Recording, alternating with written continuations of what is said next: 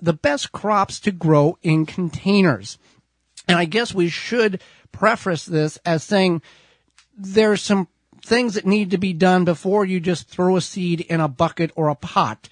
We need to talk about the size. We need to talk the medium. So you want to know, like, what are you trying to grow? If you're just trying to grow some lettuce and radishes and some beets, you might not need as big of a container as if you're trying to grow squash, melons, tomatoes. A dwarf tree.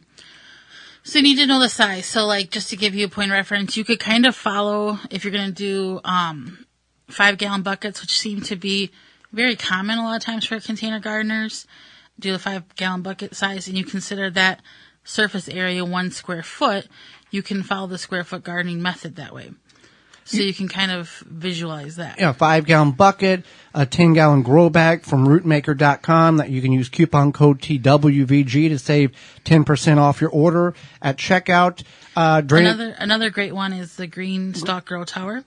And if you go to greenstalkgarden.com and use the code Wisconsin, you can save $10 on orders over $75. And those are a tower in which you can grow 40 plants or 50 plants or 60 plants in a 2 square foot area, and it works very well.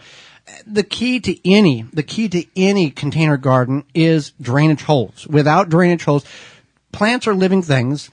Plants' roots need to have oxygen, and if they don't have drainage holes and you water or it rains, it becomes a swamp and those plants suffocate and die. So we've got to have some type of drainage holes. In a grow bag from Rootmaker, you don't have to worry about that because it's porous enough to where it will percolate the water through the fabric.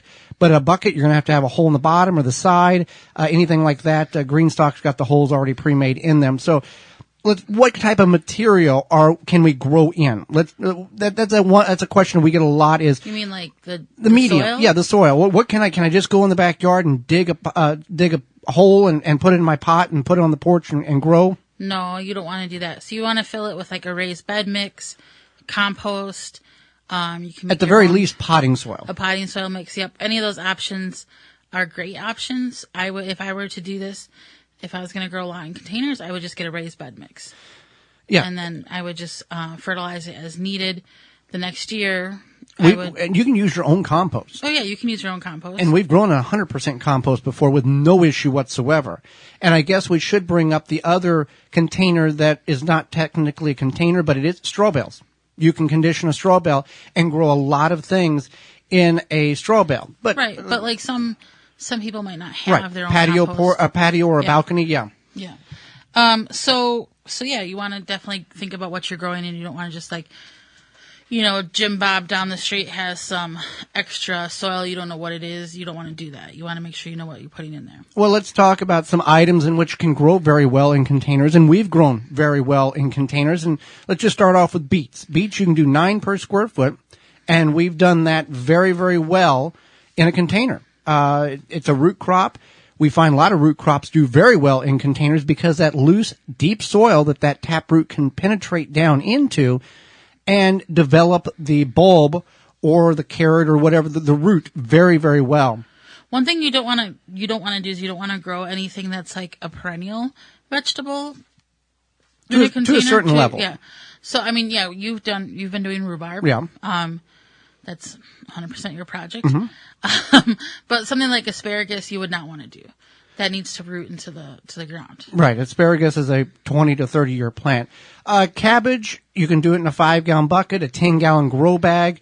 The larger the container in which you can physically have, whether you're on a balcony in San Diego or the backyard in Louisville, Kentucky, the bigger the container, the better off you are because you're having more mass that allows more moisture retention, slower drying out of the container, even with mulch of some sort, and you can get more items in that container. Yeah, you can grow a tiny Tim tomato in a 1-gallon grow bag from Rootmaker like we have very successfully, but that 1 gallon dries out very quickly, a lot quicker than a 30-gallon does.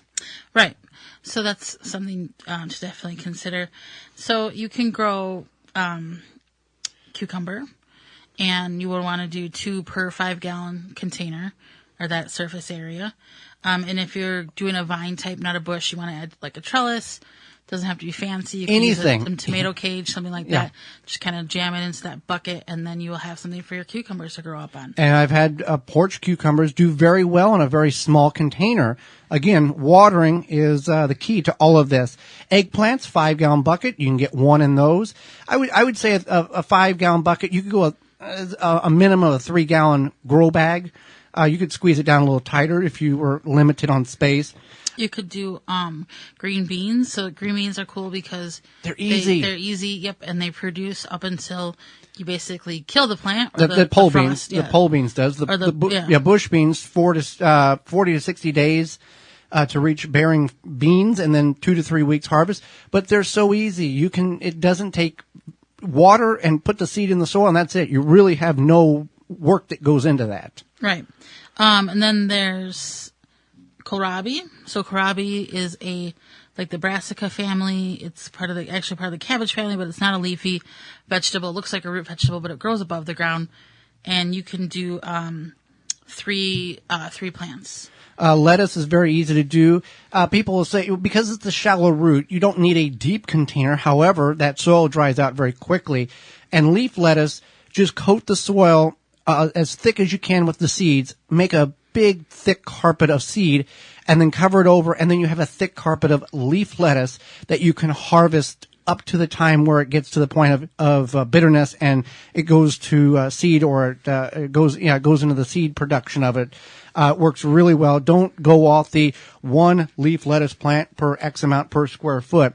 It just doesn't cover it with the seeds. Onions, you can, if you're in the correct area, you can start them from seed in a container. However, most areas, you want to figure out if you have a long day, short day, or neutral day geographical area based on where you're living, and either get the starts, the live plants from your independent garden center, and plant those. If you're going with just green onions, yeah, you could just plant them in the ground, in the container, with no issue whatsoever. Peas is another one you can direct sow. You can pre-soak your seeds. 5-gallon bucket, you can grow 5 or 6 plants in a 5-gallon bucket, maybe a few more. Plant them about 1 inch diameter, and then put a tomato cage or a trellis.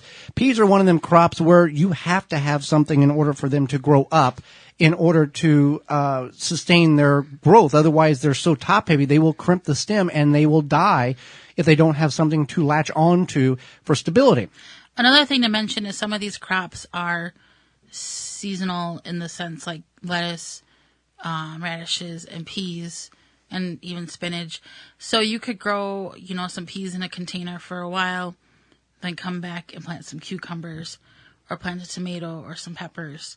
So you can get more than one use out of a container. And I think the big ones here are peppers and tomatoes are the two biggest ones that everybody wants to know.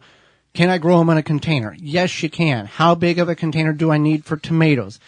5-gallon bucket, 10-gallon grow bag, something of that magnitude, because tomatoes need a lot of root system area. And if you get half of a whiskey barrel, you could get 2 tomatoes in a half of a whiskey barrel. Determinate varieties, meaning they grow to a certain height and bear their fruit, that's more of a compact for a small area. However, you're not going to have a harvest very long. An indeterminate is a vine tomato that will grow indefinitely as long as you take care of it until the frost kills it or you kill it. That you're going to have you need more stability, more of a cage on that. You need a cage for both of them, but you need more stronger cage, I guess you would say, for the indeterminate variety because of the continuous growth that it has. So 1 in a 5-gallon bucket, 1 in a 10-gallon grow bag. That's what we typically grow. Peppers, 1 in a 5-gallon bucket. You could squeeze 2 in a 5-gallon bucket. There's a lot of studies that have shown that peppers are a unique species in which if they grow next to one of their buddies, they seem to produce better than if they just grow isolated off by themselves. It's unique on some of the studies in which we're seeing on the peppers. So you could do 2 in a 5-gallon bucket, 1 in a 3-gallon container. Peppers like to have friends. Yeah. They even like to have their leaves touching. Radishes, we talked about that. You could get 16 radishes in a square foot.